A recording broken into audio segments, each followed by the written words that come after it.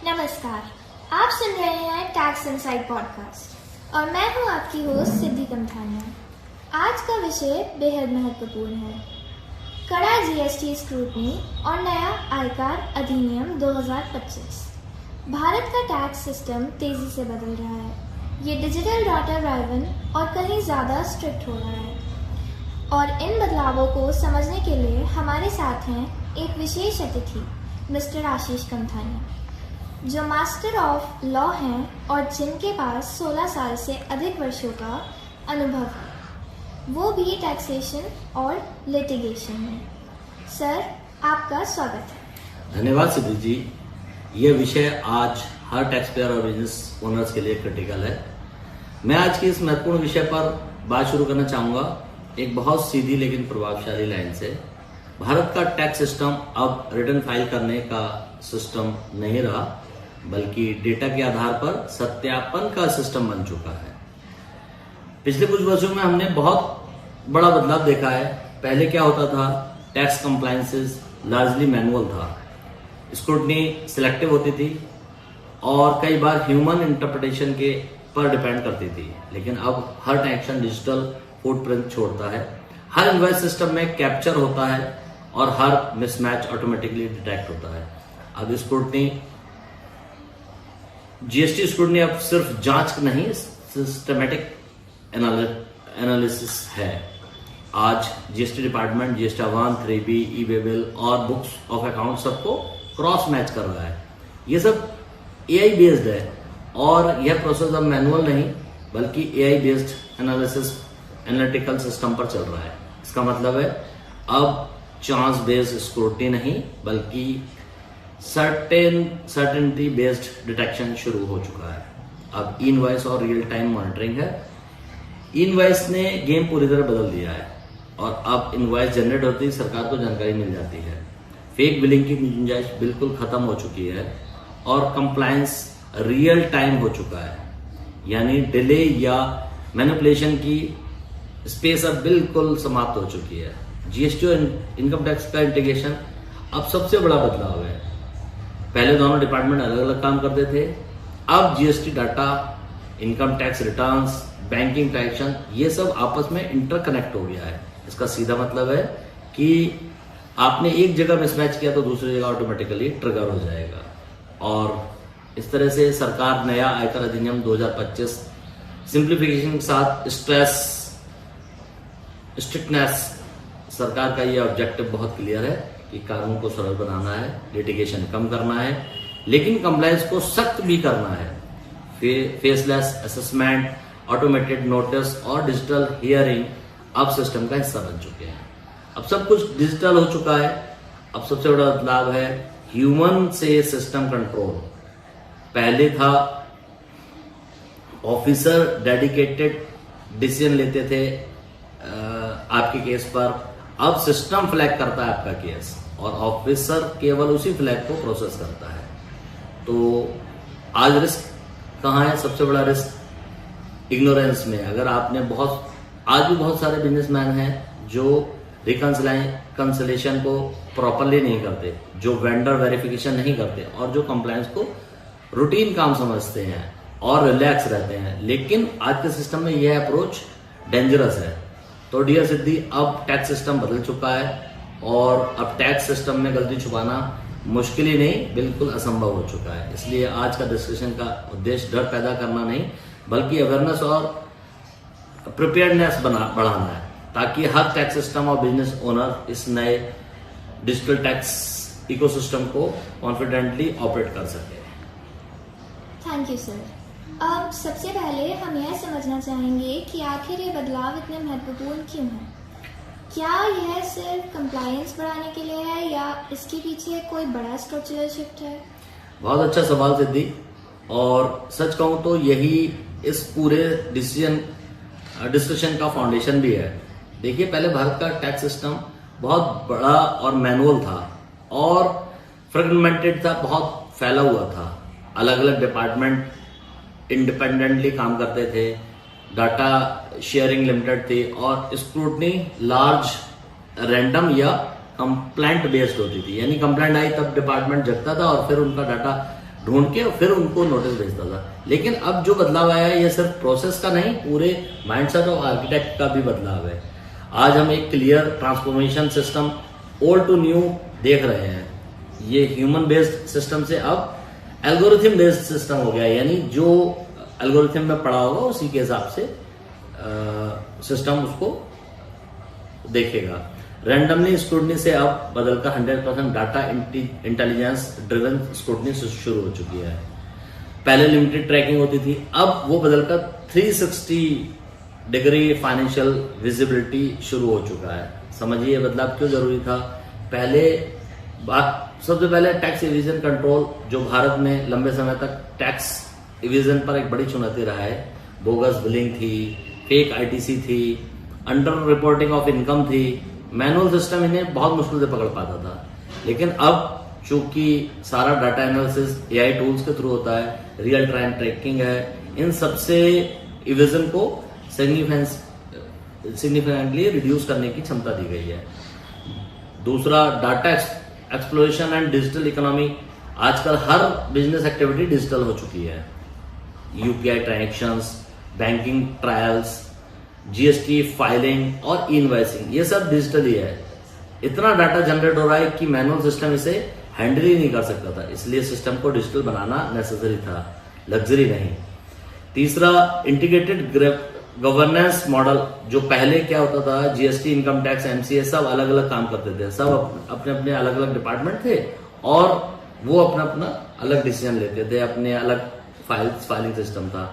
अब एक integrated ecosystem बन रहा है जहां पर डाटा शेयर्ड है आपस में और इनसाइट कंबाइंड है आपस में, जो और एक्शन ओरिएंटेड है।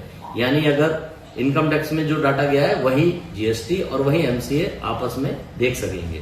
ट्रांसपेरेंसी और अकाउंटेबिलिटी अब शुरू हो गई है। यह बदलाव सिर्फ गवर्नमेंट के लिए नहीं बल्कि टैक्स पेयर के लिए भी है। पहले मैनुअल सिस्टम था, अपील और नोटिस, उनके डॉक्यूमेंट असेसमेंट और फेसलेस सिस्टम था।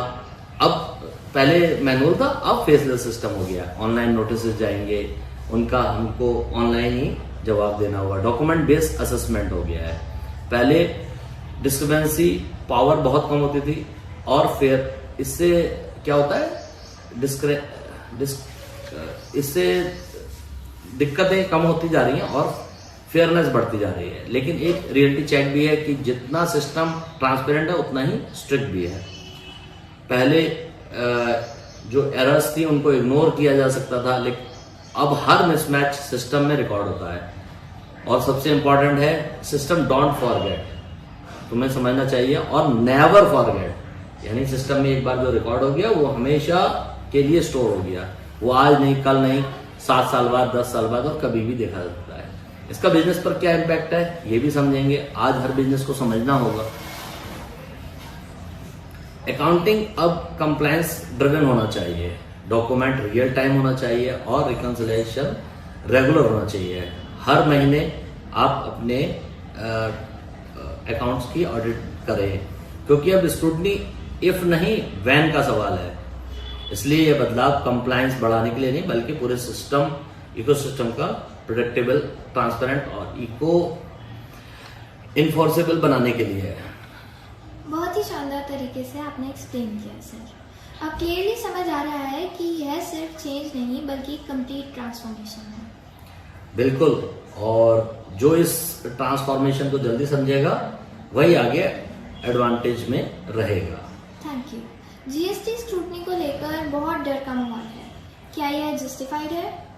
हाँ, एब्सोल्युटली, यह डर पूरी तरह जस्टिफाइड है, लेकिन इसे सही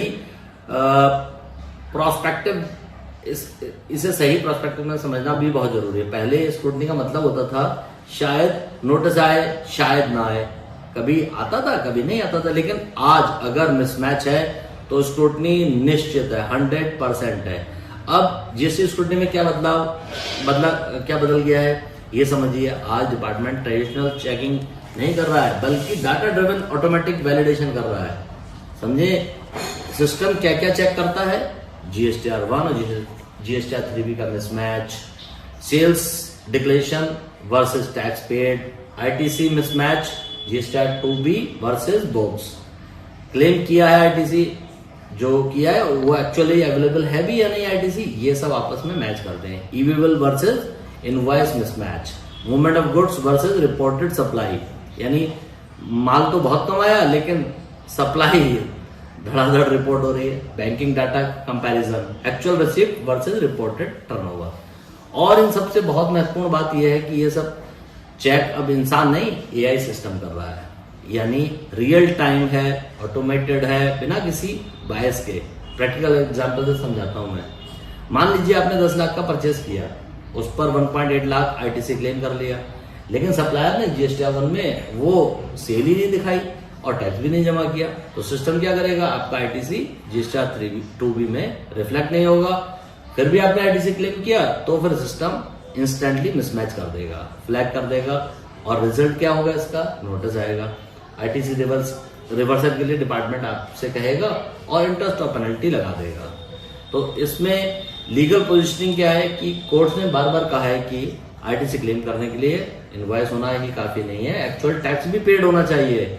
जो सप्लायर आपको सप्लाई दे रहा है उसको अपना टैक्स भी भरना जरूरी है। तो रियलिटी चेक फॉर बिजनेसेस क्या है, आज के समय में सबसे बड़ा रिस्क ये है कि मैंने परचेस तो कर लिया तो मेरा आईटीसी लेना मेरा हक है। नहीं, ऐसा नहीं है, ये अब बहुत आउटडेटेड हो चुकी है, यह सोच अब बदलनी होगी आपको। अब अगर आपने परचेस किया है तो आईटीसी भी आपको चेक करनी पड़ेगी कि उसने सप्लायर ने वो ऑनलाइन अपलोड किया है या नहीं। तो न्यू रूल ऑफ सर्वाइवल क्या होगा, ट्रस्ट बट वेरीफाई अप्रोच अपनाएं। सप्लायर फाइलिंग स्टेटस बार बार चेक करें, जीएसटी-2B रिकंसाइल करें, हाई रिस्क वेंडर से परचेज करना बंद कर दें, उन्हें अवॉइड करें। ये सब चीजें मेन है। आज जीएसटी में गलती करना प्रॉब्लम नहीं, बल्कि उसे सिस्टम से छुपाना असंभव है। Thank you.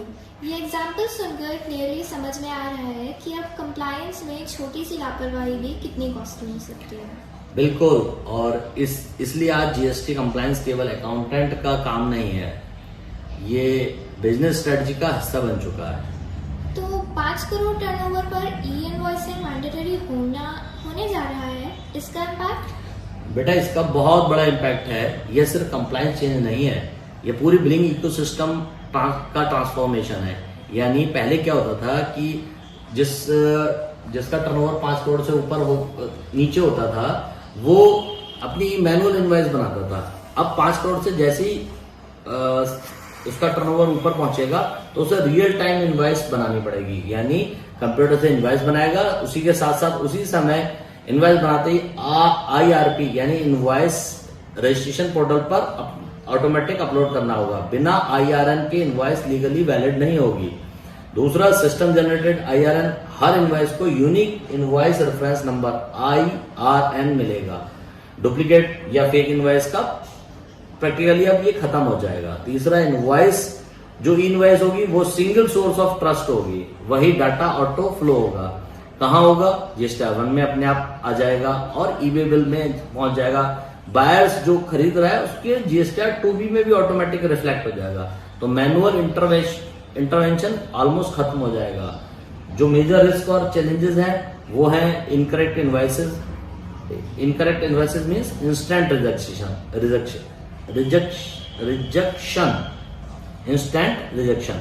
तो जीएसटीएन, HSN या टैक्स कैलकुलेशन में कोई भी गलती होगी तो ऑटोमेटिक रिजेक्ट हो जाएगी आपकी इनवॉइस।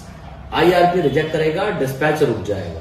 तो IRN जनरेट ही नहीं हुआ तो इसका मतलब आपका गुड्स लीगली मूव ही नहीं कर पाएगा। जब गुड्स मूव नहीं होगा सप्लाई चेन पे इम्पैक्ट पड़ेगा और बिजनेस पर प्रैक्टिकली इम्पैक्ट क्या होने वाला है, स्मॉल और मिड बिजनेस के लिए एक्सेल बिलिंग अब पुरानी आउटडेटेड एब्सोल्यूट होने वाली है। अब सॉफ्टवेयर इन्वेस्टमेंट मैंडेटरी होगा और लार्ज बिजनेस के लिए ERP इंटीग्रेशन यानी जैसे SAP, ओरेकल और ये सब जरूरी हो जाएगा, जिस पर आप अपना ये पूरा इनवॉइसेस को ले जाएंगे।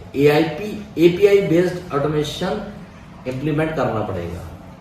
जो हिडन इसका इम्पैक्ट होगा, जो लोग मिस कर देते हैं, ये समझिए कि speed versus accuracy trade off. पहले क्या होता था, अब होगा फास्ट बिलिंग पॉसिबल हो जाएगा। एरर बाद में फिक्स, पहले क्या होता था कि बिलिंग हो जाती थी, पहले बिलिंग कर देते थे, एरर बाद में फिक्स करते रहते थे। लेकिन अब क्या है, एक्यूरेसी मैंडेटरी है। क्या इनवॉइस ही नहीं बनेगी अगर उसमें इनवॉइस में कोई एरर होगा, तो तुरंत के तुरंत एरर को ब्लॉक कर दिया जाएगा। तो अब ई इनवॉइसिंग में इनवॉइस बनाना ही काम नहीं है, सिस्टम से अप्रूवल लेना ही असली कंप्लायंस है, समझे? मतलब अब बिलिंग सिर्फ अकाउंटिंग फंक्शन नहीं रहेगा। हाँ बिल्कुल बिल्कुल सही समझा। बिलिंग अब IT plus compliance plus operations का कंबाइंड फंक्शन बन चुका है। यानी जो बिलिंग करेंगे हम, उसी के बेसिस पर सारी चीजें रहेंगी, वो सब ऑटोमेटिक होगा। ठीक है सर, ये जीएसटी और इनकम टैक्स का इंटीग्रेशन कितना पावरफुल है, इसको भी बतलाइए। ये सिर्फ पावरफुल ही नहीं है सिद्धि जी, ये सिस्टम टैक्स सिस्टम का सबसे बड़ा गेम चेंजर है। अब इंटीग्रेशन का मतलब क्या होता है कि जीएसटी और इनकम टैक्स अब अलग अलग सिस्टम नहीं रहे, दोनों का डाटा क्रॉस वेरीफाई होता है। अब दोनों आपस में लिंक हो गए और दोनों का डाटा जो क्रॉस वेरिफिकेशन कैसे होगा, ऑटोमेटिकली होगा। सिस्टम क्या क्या मैच करता है, अब सिस्टम जो मैच कर रहा है थ्रू एआई करता है। जीएसटी टर्नओवर वर्सेस आईटीआर का टर्नओवर, जीएसटी में declared sales versus income tax में डिक्लेयर्ड इनकम, ये दोनों आपस में मैच होंगी। मिसमैच है तो आपको नोटिस आएगा। एक्सपेंसेस वर्सेस आईटीसी क्लेम, जो एक्सपेंसेस आप P&L में दिखा रहे हैं, क्या उसका आईटीसी जीएसटी में क्लेम हुआ है? Banking versus reported income, bank transaction versus declare turnover. Real impact क्या होगा इनका? डुअल रिपोर्टिंग प्रैक्टिकली अब इम्पॉसिबल हो जाएगी। यानी पहले क्या होता था, इनकम टैक्स में कुछ दिखाते थे, जीएसटी में कुछ दिखाते थे। अब क्या है, दोनों अगर आपस में मैच नहीं होंगे तो मिसमैच हो जाएगा, नोटिस ऑटोमेटिक जनरेट हो जाएगा।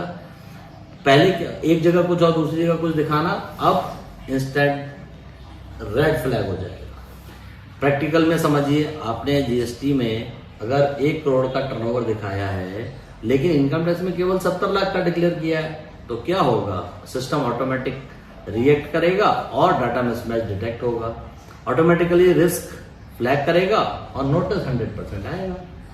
दोनों डिपार्टमेंट पहले अलग अलग काम करते थे, अब एक system multiple data source single trust हो गया। अब नंबर छुपाना नहीं बल्कि उन नंबरों को अलाइन करना जरूरी है। इनकम टैक्स में जो होगा वही जीएसटी में होगा। ओके सर, तो ये जो नया इनकम टैक्स एक्ट 2025 आया है, इसमें क्या खास है? सिद्धि, ये रिफॉर्म नहीं, ये रिबिल्ड है टैक्स सिस्टम का। जैसा कि मैंने पहले भी बताया, इसमें सिंप्लीफिकेशन, लिटिगेशन, सिंप्लीफिकेशन एक तो हो गया। ये पहले बहुत बड़ा इनकम टैक्स बहुत बड़ा था, अब उसको थोड़ा रिड्यूस कर दिया गया है, सिंप्लीफाई किया गया है। लिटिगेशन रिडक्शन हो जाएगा, रिड्यूस हो जाएंगे। और डिजिटल गवर्नेंस है। इसके मेजर फीचर क्या है कि फेसलेस असेसमेंट होगा, फेसलेस अपील होगी, ऑटोमेटिक नोटिस होंगे। इसमें अब डिपार्टमेंट बायस कम होगा, लेकिन एरर की गुंजाइश भी अब 100% खत्म हो जाएगी। तो अब ऑफिसर नहीं, एल्गोरिथम डिसाइड करेगा कि कब, किसे और कब नोटिस भेजना है। और सबसे बड़ा डर पेनल्टीज और लीगल एक्शन का होता है, इसके बारे में क्या कहना है आपका?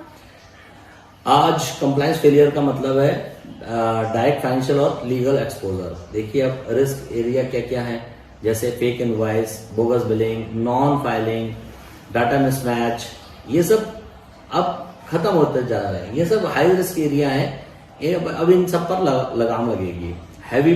अब अगर अभी भी लोग ये करेंगे तो इन पर लगेगी हैवी पेनल्टी, इंटरेस्ट और प्रोसिक्यूशन और अरेस्ट भी हो जाएगा। सीरियस केस में अब हैवी पेनल्टीज और इंटरेस्ट के साथ साथ अब उसे जेल में भी भेज दिया जाता है।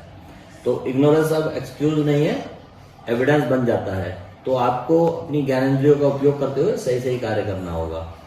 तो सर अब सोल्यूशन क्या है, बिजनेसेस क्या करें और कैसे करें? बहुत अच्छा सवाल है ये, क्योंकि अब प्रॉब्लम समझना बहुत आसान है, लेकिन अब कंसिस्टेंट कंप्लायंस करना ही असली चैलेंज है। तो अब सॉल्यूशन कॉम्प्लिकेटेड नहीं बल्कि डिसिप्लिन और सिस्टम और कंटिन्यूस मॉनिटरिंग करना होगा आपको। बिजनेस को अब एक एक्शन प्लान बनाना होगा जिसमें step by step practical banana monthly अपना रिकंसाइल करना पड़ेगा डाटा, यानी GSTR 1, 3B और 2B हर महीने मैच करना होगा। दूसरा, ईयर एंड तक अब वेट नहीं करना है, अब आपको रिस्क इनवाइट करना, जो अगर आप ईयर एंड तक वेट करेंगे तो आप रिस्क इनवाइट कर रहे हैं। दूसरा क्या होगा, वेंडर कंप्लायंस चेक करना होगा कि जब सप्लायर पर ब्लाइंडली ट्रस्ट नहीं करना होगा, उनका फाइलिंग स्टेटस और ट्रैक रिकॉर्ड भी चेक करना है आपको। तीसरा, स्ट्रॉन्ग डॉक्यूमेंटेशन करना होगा, हर invoice, payment agreement properly maintain करना होगा और चेक भी करना होगा। अगर आपके पास कोई डॉक्यूमेंट नहीं है तो आपके पास कोई डिफेंस ही नहीं है। अगर आपके पास डॉक्यूमेंट नहीं है तो आप अपनी कोई बात नहीं रख सकते। चौथा, इनवॉइसिंग, अगर थ्रेशोल्ड आपकी निकट है, यानी जैसे 5 करोड़ तक आपका टर्नओवर हो जाने वाला है, तो पहले से सिस्टम तैयार कर लें। लास्ट मोमेंट पे रश होगा जो कॉस्टली पड़ेगा और मिस्टेक्स में बदल जाएगा। तो इसके लिए सबसे जरूरी कि प्रोफेशनल कंसल्टेशन, कॉम्प्लेक्स इश्यूज को खुद हैंडल ना करने की कोशिश करें, बल्कि किसी अच्छे लॉयर से आप एडवाइस करें। राइट एडवाइस ही फ्यूचर प्रॉब्लम से आपको छुटकारा दिला पाएगी, बचाएगी। कंप्लायंस को एक्सपेंस मत समझिए, यह बिजनेस का सेफ्टी नेट है और लॉन्ग टर्म ग्रोथ का फाउंडेशन भी है। अगर आप सही कंप्लायंसेस करेंगे, यानी गुड कंप्लायंसेस प्रॉफिट नहीं बढ़ाता, लेकिन लॉसेज और रिस्क जरूर होता है। तो इसलिए ये समझिए कि आपको ठीक से कंप्लायंसेस करें, समय से करें और एक अच्छे लीगल एडवाइजर से आप कनेक्ट रहें तो आप बचे रहेंगे और आपका प्रॉफिट ज्यादा होगा। Thank you sir. अंत में एक मैसेज हमारे लिसनर्स के लिए। भारत का टैक्स सिस्टम अब फंडामेंटली बदल चुका है। अब ओल्ड वर्सेस न्यू में पहले क्या होता था कि पहले मैनेज द सिस्टम होता था, अब फॉलो द सिस्टम है। फाइनल थॉट ये है कि अब जो अडॉप्ट करेगा वही ग्रो करेगा। क्लोजिंग पंच ये है कि फ्यूचर उन्हीं का है जो ट्रांसपेरेंट भी है और कॉम्पिटेंट भी है। बहुत बहुत धन्यवाद सर। दोस्तों, अगर आप अपने बिजनेस को सेफ और कंप्लायंट रखना चाहते हैं तो आज ही से एक्शन लें। मैं हूँ सिद्धि कमथानिया, मिलते हैं अगले एपिसोड में। थैंक यू सिद्धि, आपका बहुत बहुत धन्यवाद।